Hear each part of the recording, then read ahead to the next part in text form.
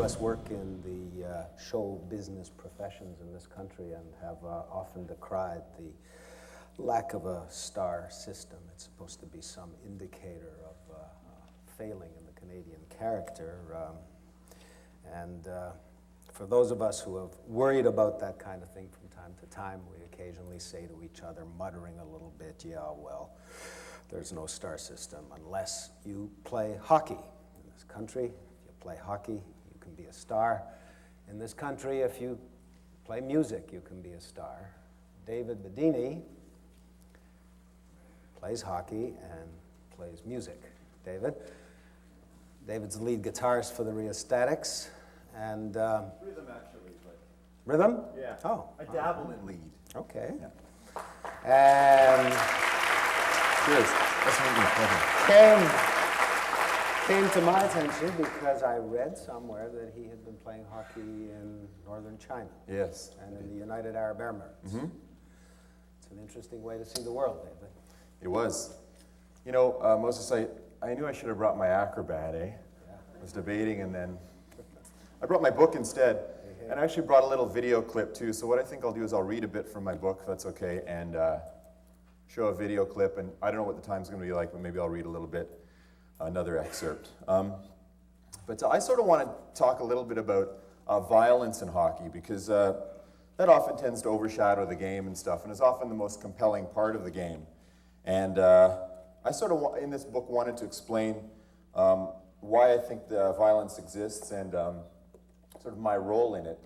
And in this little excerpt here, I'm going to talk about a little fight I had with a member of a Canadian rock group. I'm in a Canadian rock group as well, Rheostatics, but and we have a musicians team. We play against teams of other musicians. So when I come to the band's name, hopefully you'll recognize it. Maybe some of you aren't from around here and won't recognize it, but hopefully you'll get the idea of this band and the person. So yeah, I'm going to read the little thing and show a video clip and then take it from there. I just have to bring up a subject that is obvious to anyone who has ever played hockey competitively. The game harbors assholes. I won't sugarcoat it. It gives them a place to flourish. They're in every league. Assholes who shoot pucks at refs. Assholes who chase you down the hallway after the game. Assholes who smash their sticks into splinters along the boards in full view of their wives and young children after a missed play. Assholes who attack the other team's smallest player. Assholes who refuse to serve their penalty. Assholes who play drunk. Assholes who berate league officials and phone them at home and threaten their families. Assholes who assault the timekeeper. Assholes who wreck dressing rooms and smash up Zambonis. Assholes who wait for you in the parking lot after the game with a tire iron. But being an asshole is a relative thing. A lot of hockey players have asshole-ish tendencies. The asshole gene. Some might call me an asshole while I'm on the ice. In fact, I admit to having tripped, slashed, speared, scraped, butt-ended, knifed, harpooned, hacked, carved, slew-footed, kicked, head-butted, twisted, punched, slugged, strangled, thumbed, elbowed, gored, gouged, jousted, jostled, cross-checked, nailed, knuckled, hooked, gutted, clawed, hoed, hammered, slapped, shanked, and bludgeoned opposing players in an effort to help my team win hockey games. Like many others, I have tasted hockey's bloody, salty intoxicant, and I have loved it. But there are those who step beyond the pale. I have a friend who is a perfectly reputable citizen by day, but once strapped into his gear, he affects the look of a large murderous duck, behaving accordingly. We once had to kick him off my team, the Morning Stars, for spitting into another opponent's eye. A few years later, he landed a spot on another club, but was again relieved of his position, this time for spitting blood. He's actually a mild case. A few years ago, I was playing in a tournament when another friend, Steve Stanley, was attacked by a thug who tripped him to the ice, then rained blows upon his head. Steve lay there shouting, "My leg is broken, my leg is broken," and as he absorbed the blows. It was a horrible thing to see.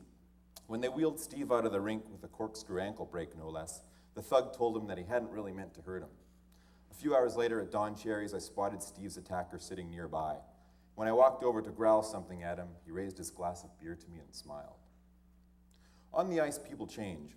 It's what Hugh McLennan said. To spectator and fan alike, hockey gives the release that strong liquor gives a repressed man. Hockey is a game that shows people at their best as well as their worst, but it's usually the latter. I've never written an angry letter to a newspaper, called back a waiter to complain about my food, or fought with a fellow motorist, but many is the time I've spent entire games stalking opponents on the ice seeking revenge. I've cold-cocked strangers in the helmet, covertly speared and slashed them, and altogether behaved nastily in an attempt to even the score after being pushed around on the ice. My most regrettable moment came during a rec hockey game against the Black Stokes, the Morning Stars' arch rivals. It actually didn't happen during the game, but afterwards. The Black Stokes are the Habs to our Leafs, the Yankees to our Red Sox. Like us, they represent the part of the music community that's obsessed with hockey, each team resenting the existence of the other. The Stokes are a collection of men from groups familiar to pop fans, Cowboy Junkies, Blue Rodeo, Sky Diggers, while the Morning Stars come from bands that would send the average listener thumbing through a local guide. Lowest of the Low, Rheostatics, Morgan Fields, Local Rabbits, nothing in particular. Both teams claim to have been around longer than the other, and in addition to league play, we hold public games that each considers better run and more vital than the other. Our league games are marathons of angst that verge on Pier 4 brawls. Traditionally, they're the only contests on our respective schedules that friends and families come out to see. In 1999, tension between the two teams reached a fever pitch, and I was the first to snap. During the season, we lost a close game 6-5, which ended with a goal-mouth scramble and their captain shouting, "Morning Stars lose again!" During the post-game handshake, one of their players said to me, "Good game, asshole," and I lost it. My synapses melted. Once he'd skated away, I charged after him screaming. When he refused to turn around, I grooved my stick into him from behind. He flew into the rest of the team, toppling them like dominoes. He scrambled back to his feet and came after me, so I put my hands up and tried to grab his head. But by this point, both teams had intervened and were yelling, and the last thing I remember was the hot breath of one of my teammates on my face, shouting at me to calm down. When I realized what I'd done, I felt remorse, regret. I could have injured the player badly, could have broken his neck. I was both frightened and awed that hockey had transformed me into someone I'd never been before. Whatever poise and good sense I'd learned had been dissolved by rage. The game had poisoned my heart, flooding it black like ink poured into an aquarium. What worsened the situation was the fact that the Black Stokes were obliged to answer my hit, yet another barbaric principle of this fierce competitive game. You may regard Jim Cuddy, the dignified and handsome singer for Blue Rodeo, as a calm and good-hearted person with a lovely voice and a fine set of friends with whom he makes music. And while I'm sure that's true, this time it was Jim Cuddy's turn to behave like a fist-swinging thug. I even have the scar to prove it. We met the Stokes in that year's semifinal, and in Game 2, Cuddy snapped. In the first game, he'd skated over to me and said, Bidini, you're not so tough, meaning it good-naturedly. I laughed and repeated something my friend had told me to say. What's the matter, Jim? You want a piece of me? All you got to do is try, referring to a popular Blue Rodeo song. Cuddy is no Bugsy Watson, but in the second period of the second game, he flipped. It all started with a check. I rode him out against the boards firm. He was furious. He screamed over and over at the top of his lungs, Bidini, fucking Bidini, fuck you, and started swinging wildly. I felt like I was being hit with a sack of yams. I went down. From behind his face cage, I saw his eyes. They were like hot cinder points. Froth bubbled at the sides of his mouth, and he bared his teeth. Seeing this sweet pop singer transform into a monster tickled part of me, and at one point the thought entered my head, you're being attacked by Jim Cuddy of Blue Rodeo. Cool. He hit me once, he hit me twice, and he hit me a third time. He was almost hysterical, crying. I tried to put an arm under my face to prevent it from being mashed into the rink, but could not. He pressed the back of his hand against my helmet and ground my face into the ice like a man juicing a grapefruit. I felt the rink crush my nose and forehead. Months later, my wife Janet told me that she'd had a dream in which I attacked Jim Cuddy's car with a tire iron. After destroying it, I went looking for him. I dragged him out on the driveway like Ray Liotta in Goodfellas, and I beat him to within an inch of his life. People on the street were pleading with me to stop. It was terrible, she said, shaking her head. The truth is, that was my dream. I'd pictured this scene many times. Anyone who has ever battled an on-ice enemy has had these fantasies. I imagined him being electrocuted on stage, impaled on a goalpost, falling to his death, getting run over by a streetcar, beat up by thugs, buried alive. Because of what happened on the rink, I will never look at Jim Cuddy the same way again. When I think of settling the score, my heart races, my hands sweat, and I get that salty taste in my mouth. It makes watching the Country Music Channel very difficult. Thank you.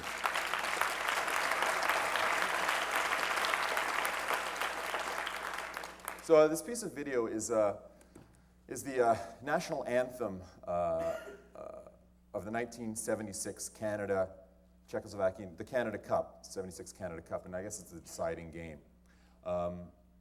And the reason I play it is because, we talk a lot about Canadian identity and, self-worth as a Canadian and how maybe the country's grown and is a little more comfortable with what we are and our images. And I think back to the day, and I was enlightened when I discovered the music of Stompin' Tom. For me, that really changed my life to a point. But when I was up until I was like 15, I really, I wasn't proud of the fact that I was Canadian and wanted to be American. I kind of thought, what is the source? What was the source of this? And I saw this piece of videotape and I kind of realized why I had such an inferiority complex. And so I guess what we're going to do, just the reason I show it is to sort of have a look at the images that are laid in over the anthem, which is sung by Roger Doucette live in the Montreal Forum, one of the great anthem singers of all time. And I guess we can just roll it and then we'll And now our Canadian anthem.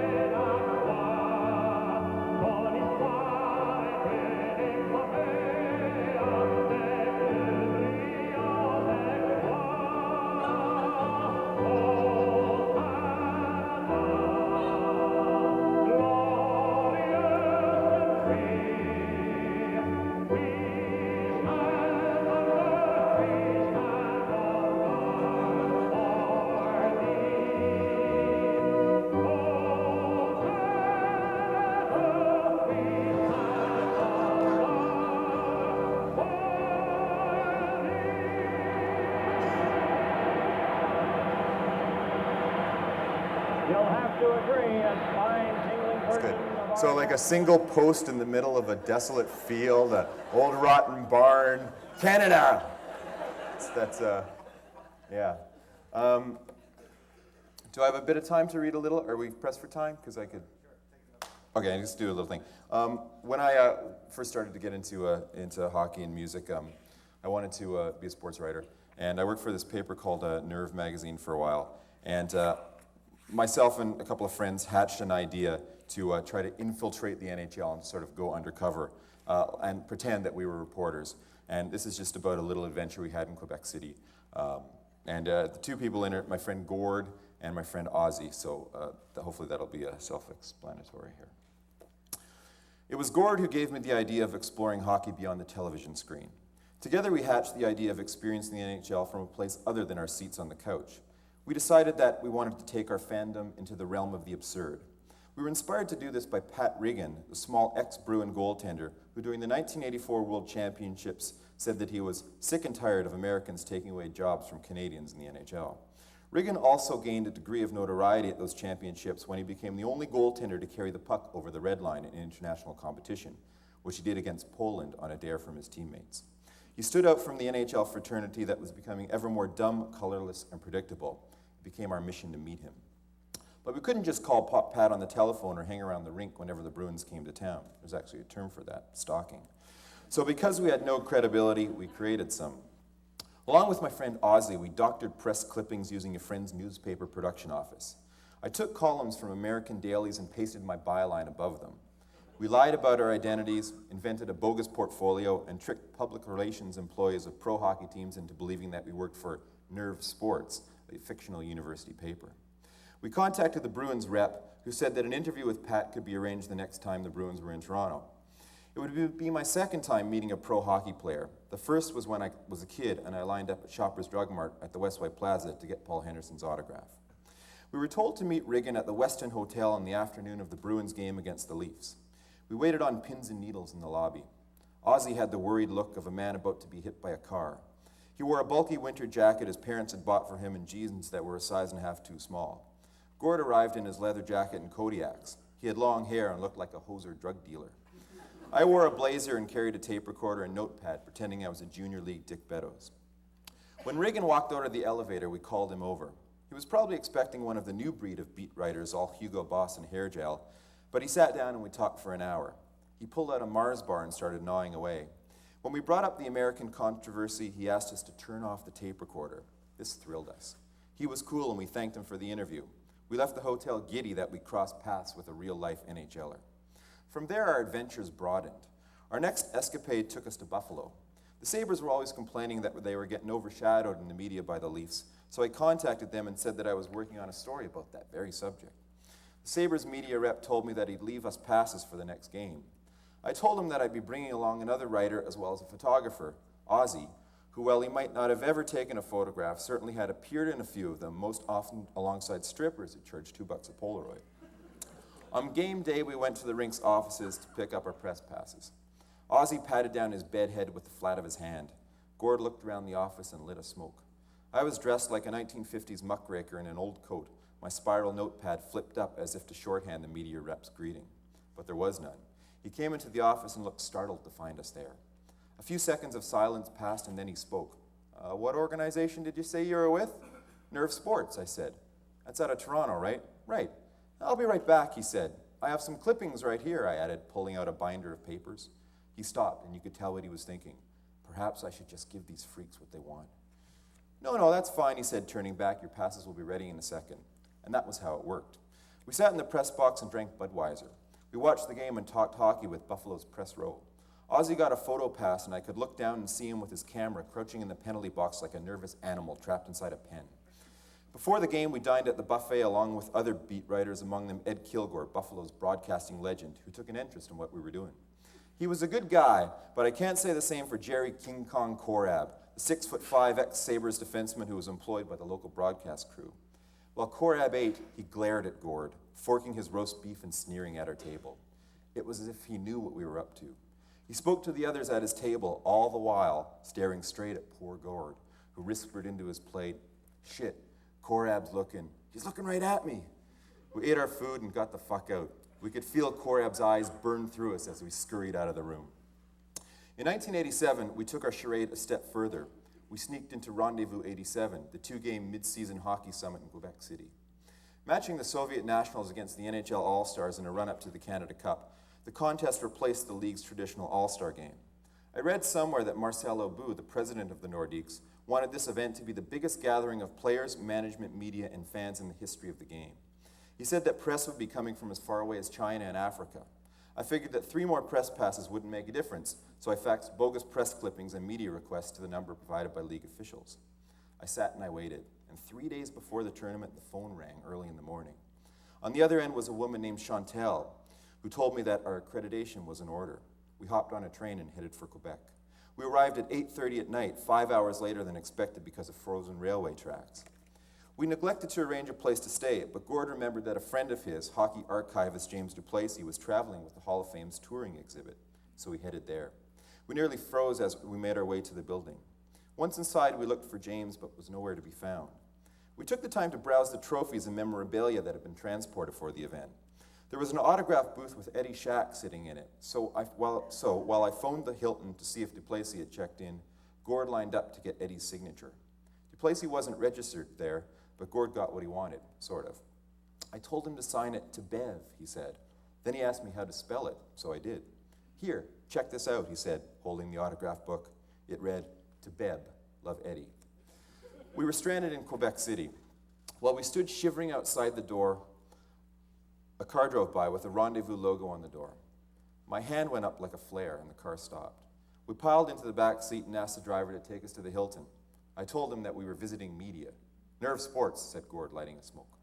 The driver passed a wineskin filled with homemade whiskey to us as the car weaved through the cobbled streets and narrow alleyways of old Quebec. We pulled up in front of the Hilton, where ice sculptures of all 21 NHL logos circled the entranceway. We gathered our luggage and thanked him, and he gave us a number in case we needed to be taxied free of charge anywhere in Quebec City. As we stepped through the doorway into the hotel, a camera crew backed out in front of us holding television lights, followed by a sartorial procession of the biggest names in hockey: John Ziegler, Alan Eagleson, Sam Pollock, Harry Sinden. If you'd had tuned into TSN at that very moment, you You would have seen us standing before them, holding our suitcases and looking bewildered. You would have thought, who the fuck are those guys? We checked in at the hotel's media center, where they treated us with all the respect and attention we didn't deserve.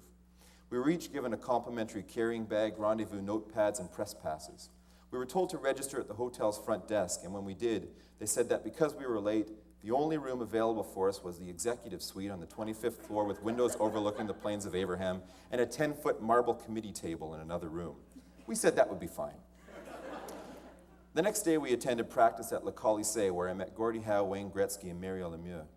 The lights were up and the rink was full of reporters from all around the world, hockey agents, GMs, and celebrities. Ozzy took photographs. Gord and I drank beer. No one ever asked who we were or what we were doing. I made my way into the NHL dressing room where Mark Messier walked around naked talking to reporters, both male and female. He has a huge penis too, Mark Messier. Enormous. They didn't let me put that in the book, but I'm telling you here. That's what this thing is for, right?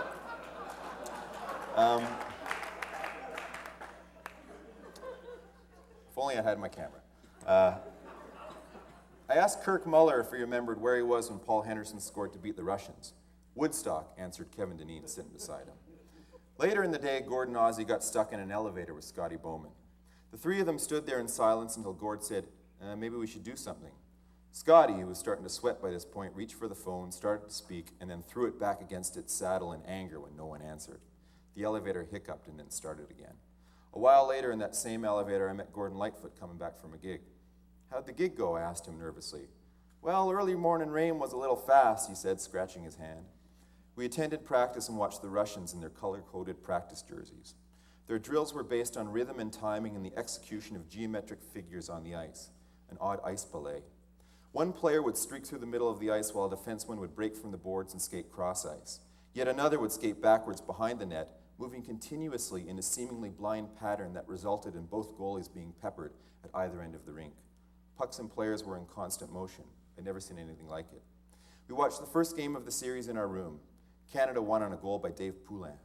Afterwards, we spent the night in the hotel bar, where Trent Frayne and others were holding court. I got shit-faced trying to go toe-to-toe with Gord, and later that night I puked on him. It was a fantastic weekend. Thank you. Thanks.